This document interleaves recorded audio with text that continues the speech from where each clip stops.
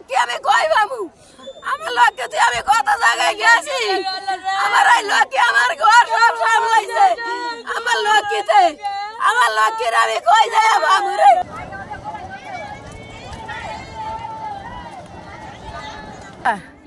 এই নৌকায় আমার এই নাতি উঠছে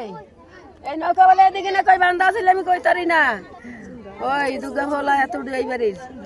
ভোলা দুর্গায় যাইয়া আমারে বলে কয়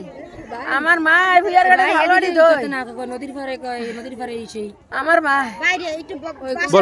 আমার মা ভিয়ারে থালবাড়ি দই ওই বলে না আমার তখন বলে কয় আমি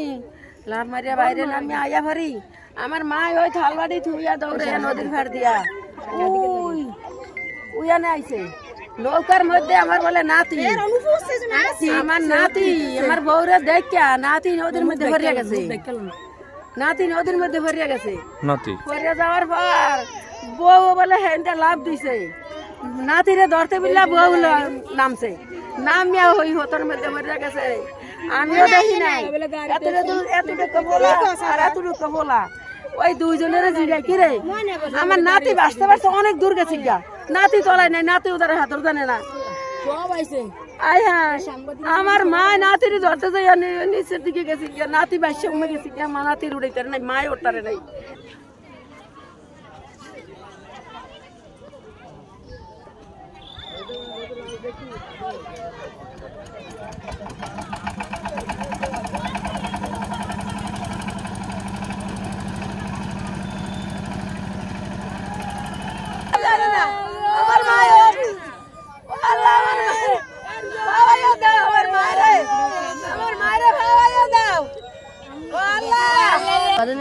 আমার আম্মু আছে না আমি হয়ে রয়েছি